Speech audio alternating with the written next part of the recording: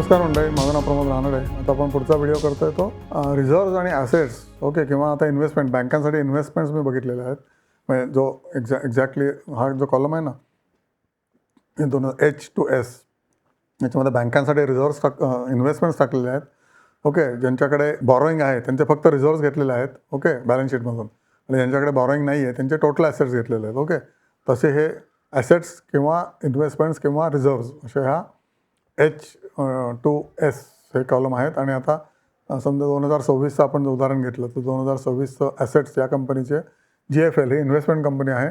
Gujarat फ्लोरोकेमिकलची investment company GFL ही 3 वर्षापूर्वी GFL म्हणून list झाली.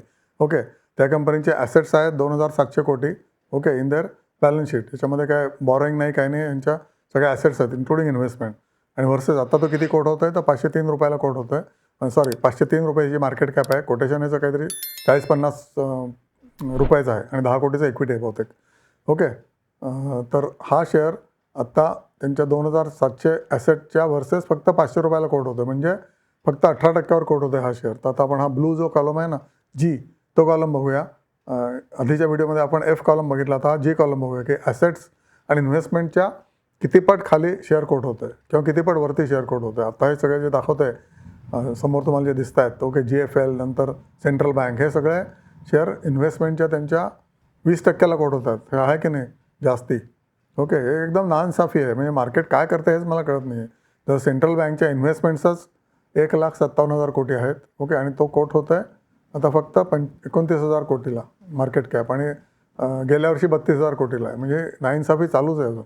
त्यामुळे तुम्हाला ॲसेट्सच्या म्हणजे इन्व्हेस्टमेंटच्या रादर बँकांसाठी इन्व्हेस्टमेंट धरा.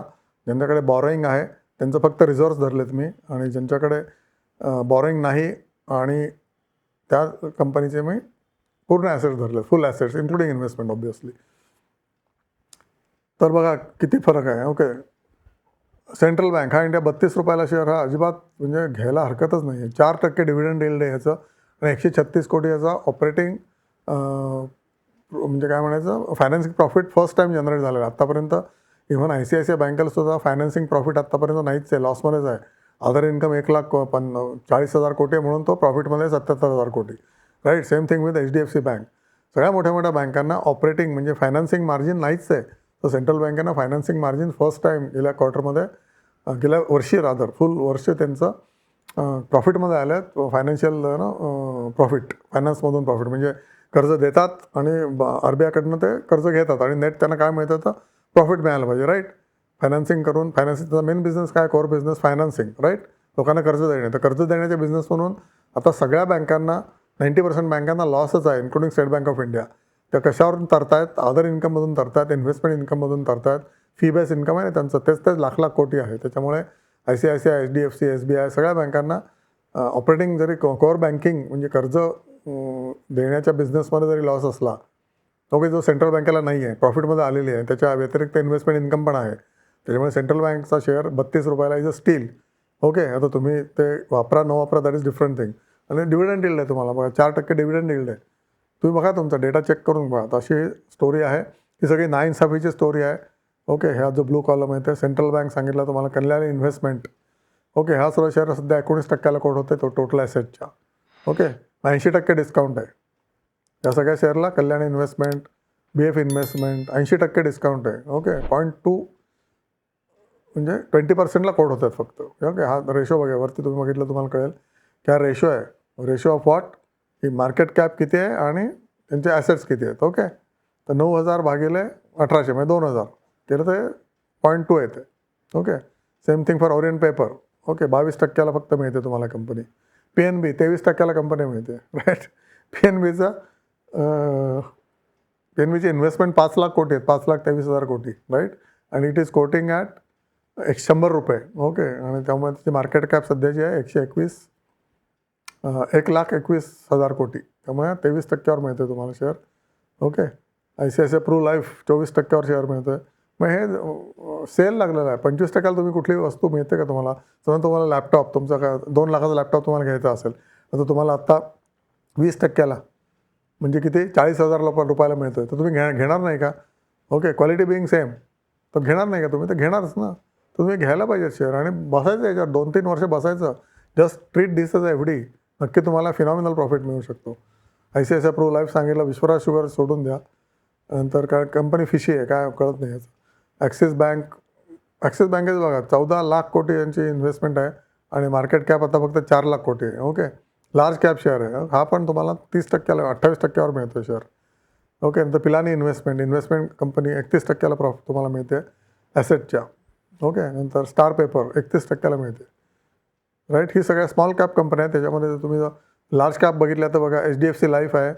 राईट, ही तुम्हाला 31%ला मिळते, म्हणजे 70% डिस्काउंटला मिळते. नंतर ॲक्सिस बँक सांगितली तुम्हाला, PNB सांगितली. ओके, नंतर आयडिया तर लॉसमध्ये जायचं, तर निगेटिव्ह यायचं. Assets are negative. Okay, reserves are negative. त्यामुळे गंगाजळीमध्ये मायनस आहे, काहीच नाही शिल्लक आहे. कंपनी खोकली झालेली आहे. तरीसुद्धा हा शेअर चालतोय ना, आता 7वरनं 14वर गेला ना. ओके, कारण काय बिर्लाने ह्याच्यामध्ये इंटरेस्ट दाखवला, बिर्लाने स्वतःच्यात शेअर घेतले, गव्हर्नमेंटने शेअर घेतले, म्हणून चालतोय. राईट, त्यामुळे हा शेअरचा बघा 75,000 कोटी मार्केट कॅप होती, ती 152,000 कोटी झालेली आहे गेल्या वर्षभरामध्ये. राईट, दुप्पट झाले मार्केट कॅप. पण बाकीच्या ह्या इथे बघा, ओरिएंट पेपर एका वर्षात अजून पडला आणि ऑलरेडी डिस्काउंटेड होता, तो अजून डिस्काउंटेड झाला, 22%ला मिळायला लागला तुम्हाला.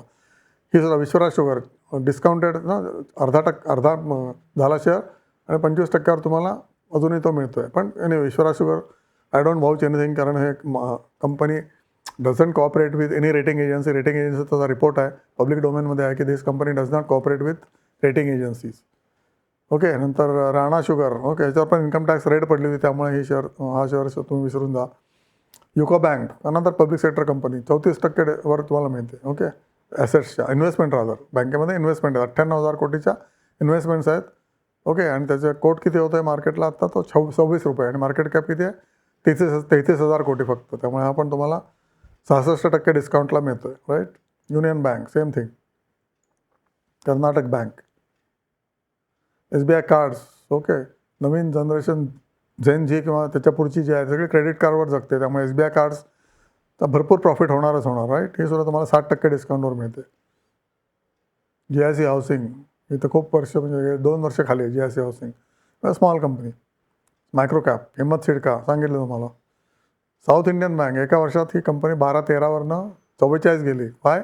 Because of private sector company आणि 27,000 कोटी इन्व्हेस्टमेंट आहे याची. अजून एक तो 11,000वरच कोट होतं, 7,000च्या 11,000 कोटी मार्केट कॅप झाले, 50% शेअर वाढला, 57%. तरीसुद्धा अजून तो इन्व्हेस्टमेंटच्या अर्धा किमतीलाच मिळतो आहे.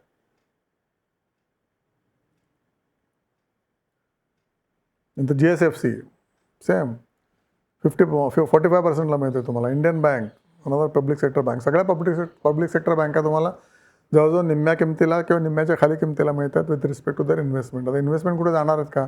इन्व्हेस्टमेंट काय त्यांच्या सगळ्या गव्हर्नमेंट बॉन्डमध्येच असतात. राईट, कुठे प्रायव्हेट सेक्टरमध्ये नॉर्मली दे डोंट इन्व्हेस्ट, नाही तर राईट ऑफ त्यांना घ्यायलाच लागतं. तर इन्व्हेस्टमेंट सगळ्या सेफ असतात, त्याच्यावर त्यांना 6% इन्कम मिळतच असतं. ओके, किंवा मोर दॅन 6% इन्कम मिळतच असतं. ते शेअर मार्केटमध्ये डायरेक्ट गुंतवू नाही शकत. ओके, पब्लिक सेक्टर बँका तरी, पण त्यांचे गव्हर्नमेंट बॉन्ड्स असतातच, आणि सगळ्या ज्या आहेत इन्व्हेस्टमेंटच्या सगळ्या गव्हर्नमेंट बॉन्ड्समध्येच आहेत किंवा कॉर्पोरेट बॉन्ड्समध्ये असतील. या हर्क्युलस इन्व्हेस्टमेंट हा एक आधी खूप उत्तम शेअर आहे. ओके, हर्क्युलस हॉइस्ट नावाची एक कंपनी होती, त्या कंपनीने हॉइस्टचा धंदा बंद केला आणि सगळे कंपनीचं नाव हर्क्युलस इन्व्हेस्टमेंट ठेवलं. ओके, बजाज ह्याचे चेअरमन आहेत, हे चेअरमन रिलेटेड आहेत पुणे बजाजचे पण. त्यांच्याकडे बजाज होल्डिंग, बजाज ऑटो आणि बजाज फिन्सर, बजाज फायनान्सचे शेअर्स आहेत. ऑब्व्हियसली हे 4ही शेअर्स वरती जाणारच, त्यामुळे हर्क्युलस इन्व्हेस्टमेंटसुद्धा वरती जाणार. एका वर्षात 30% पडलेला आहे, 33% पडला आहे, पण going forward it will go up. त्यामुळे हा पण शेअर, त्यांचे ॲसेट्स किती आहेत बघा, ॲसेट्स त्यांचे 752 कोटी ॲसेट्स आहेत. ओके, आणि त्याच्या कोट किती होतं आहे, फक्त 370ला कोट होतं आहे आता. म्हणजे त्याचा भाव 120च आहे, पण मार्केट कॅप 370 कोटी आहे. Right, the Satia industries. Okay, ही पण पेपर बनवणारी कंपनी आहे. समोर द अदर चायना डम्पिंगमुळे यांचा सेल झाला नाही गेले वर्षभर, त्याच्यामुळे ही कंपनी खाली आली आहे, पण इट विल मेकअप, कारण ही कंपनी एक्सपांड झालेली आहे बघा. याचे ॲसेट्स कसे वाढलेत बघा, 700 कोटी, मग 900 कोटी, मग 1000 कोटी. राईट, त्यामुळे ही कंपनी नक्कीच एक्सपान्शन मोडमध्ये आहे, आणि त्यांचं कंप्लीट झालेलं एक्सपान्शन आता, कारण गेल्या 2 वर्षामध्ये त्यांचं ॲसेट्स सेम राहिलेत. ओके, वाढलेले नाही आहेत. राईट, त्याच्यामुळे ही कंपनीचं बघा 5 वर्षात दुप्पट झाले, तसं 15% CAGRनी ही कंपनी ॲसेट्सनी वाढलेले आहेत, पण प्रॉफिटेबिलिटीने मात्र कमी झाले. पण ही सुद्धा प्रॉफिटेबिलिटी, ऑब्व्हियसली बिझनेस पण आहे, तो वाढवणारच ना. He has insured that he is doing the business for profit. त्यामुळे आता 1 वर्षाचं तुम्ही सोडून द्या, पण सातिया इंडस्ट्रीज पंजाबची कंपनी आहे. ही कंपनी पेपर कटलरी पण बनवते आणि क्रोकरी पण बनवते. त्याच्यामुळे you can think of this company will go two miles. Okay, आता 55 रुपयाला आहे आणि कम डाऊन फ्रॉम 120 130 वरून 55ला आला आणि 55ला स्टेबल आहे, ऑलमोस्ट 1 वर्ष झालं. ओके, याची पण कथा तशीच आहे. चायना डम्पिंगमुळे पेपर सेक्टर सगळा चायना डम्पिंगमुळे गाळात आहे, राईट. आणि केमिकल सेक्टरसुद्धा पण जाईल वरती ना. Things don't remain static, right. Government of India is also looking at it. त्याच्यानंतर पुढचं बघितलं तर कुठला हिम्मत सिडका परत येतो आहे सारखा. प्रत्येक स्लाईडमध्ये हिम्मत सिडका येतोच आहे. So you know what is the meaning of that. You must buy that असं मला वाटतं. आंध्र शुगर अर्ध्या किमतीला मिळतो आहे. नंतर SKF इंडिया इंडस्ट्रियल हा पण अर्ध्या किमतीला मिळतो आहे. IOB हा पण अर्ध्या किमतीलाच मिळतो आहे. KCP शुगर परत आला, दोन्हीकडे आला. गेल्या व्हिडिओत पण आला, त्या व्हिडिओत पण आला. त्या अर्थी या शेअरमध्ये नक्कीच काहीतरी दम आहे, राईट. विंध्या टेली हा पण अर्ध्या किमतीला मिळतो. केबल कंपनी आहे विंध्या टेली. तर शेषशाही पेपर हे सगळे शेअर जे पडलेले असतात ना, टिपिकली 1 ते 2 वर्षामध्ये तुम्हाला नक्की याच्यामध्ये 10 ते 30% प्रॉफिट होऊ शकतो. Okay, depending on your luck what you buy and depending on which policy changes and which policy doesn't change, right. किंवा which company turns it around very effectively because the management is impactful. Management जर impactful नसेल तर या कंपन्यांचं काहीच होणार नाही. पण ऑब्वियसली मॅनेजमेंट्स are there to have the impact on whatever adversary effects it has gone through last 2 years because of Trump or because of oil or because of FTAs, right. Mostly impact काय झालं गेल्या 2 वर्षात? FI गायब झाल्या. FI काय गायब झाल्या? कारण त्यांना कोरिया आणि तैवानमध्ये जास्त चांगल्या अपॉर्च्युनिटीज मिळाल्या. US मध्ये पण अपॉर्च्युनिटीज मिळाल्या बिकॉज ऑफ AI. त्यामुळे शड रिपो कुठले होते तर AI is one of the शड रिपोज. नंतर Trump is another one. Trump tariff is another one. Okay, त्यानंतर अजून जे आले ते मान्सून. आता मान्सून फिअर गायब झालेलं आहे, पण मान्सूनचं फिअर आत्तापर्यंत होतं. ओके, आणि इराणची वॉर त्याच्या आधी गाझा स्ट्रीप त्याच्या आधी इथं चालूच आहे. 3-3 वर्ष वॉर चालूच आहे. 3 वर्ष वॉर चालू आहे म्हणजे नक्कीच जोरदार नुकसान झालेलं आहे युक्रेन आणि रशिया दोघांचं. त्याच्यामुळे सुद्धा world economy is slowing down and that is also impacting in the Indian market, right.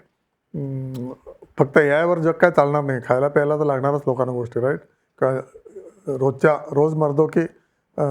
रोजमर्रा की चीजें तो लगेंगे आपको. त्यामुळे नुसतं AIवर काही माणूस जगू शकत नाही. त्यामुळे all this companies will come up for sure. I am 100% sure about it except for few which I already told you. Okay, नंतर रॅमको. इथे थांबूया आपण, कारण तुम्हाला कळलं असेल की ज्या कंपन्या ॲसेट्सपेक्षा खूपच कमी किमतीला मिळतात अशा कंपन्यांचा हा व्हिडिओ केला आहे. 18% ते 50% एवढ्याच किमतीला मिळत आहेत या कंपन्या. म्हणजे जवळजवळ 80% डिस्काउंट आहे किंवा 50% डिस्काउंट आहे. ओके, त्या डिस्काउंटेड कंपन्या गेल्या जवळजवळ वर्षभर सेलमध्ये आहेत आणि अजूनही त्या सेलमध्ये काय आहेत? कारण यांच्याकडे अजून प्रॉफिटेबिलिटी त्यांनी वाढवली नाही. आता जूनचे जर रिझल्ट्स बरे आले तर ऑब्व्हियसली असं सगळ्या कंपन्या वरती जातील. आता जूनचे रिझल्ट यायला लागलेले आहेत. आपण हा व्हिडिओ बनवतो तोपर्यंत फक्त TCSचे रिझल्ट्स येऊन गेले आणि GM ब्रेवरीजचे रिझल्ट्स येऊन गेले, पण बाकीचे रिझल्ट्स हळूहळू येतात आहेत. ते जर चांगले आलं त्या सगळ्या कंपन्यांचा डिस्काउंट हळूहळू कमी होईल आणि they will go to their earlier heights. Okay, हा जो व्हिडिओ तुम्हाला आवडला असेल लाईक करा, सबस्क्राईब करा आणि पुढे पाठवा आणि पुण्य कमवा आणि बघत राहा चॅनल. परत बघा, तुम्हाला फायदाच होणार आहे याची मला खात्री आहे. फक्त तुम्हाला त्याची खात्री पटेल केव्हा तुम्ही प्रॉफिटमध्ये याल तेव्हा, राईट. तर जवळजवळ 50% लोक प्रॉफिटमध्ये आलेले आहेत. त्यांनी मला कॉमेंट्समध्ये कळवलेलं आहे की आम्ही बँका घेतल्या तेव्हा सगळे प्रॉफिटमध्ये आलो आहेत. आम्ही दुसरे शेअर्स घेतले ते सगळे आम्ही प्रॉफिटमध्ये आलेलो आहेत. ओके, स्मॉल कॅप आणि मिड कॅपची बोलतो आहे. लार्ज कॅप तर आहेच आहे, नो डाऊट अबाउट इट. पण sector wise banks, auto, okay, ETF वर पण बरेच व्हिडिओ केले, त्याच्यावर पण लोकांनी पैसे मिळवलेले आहेत. तर तुम्ही मिळवू शकता पैसे. सोच कर, समज कर, इन्व्हेस्ट कर, हे माझं सांगणं काम आहे म्हणून सांगतो. Okay, thank you so much and God bless you.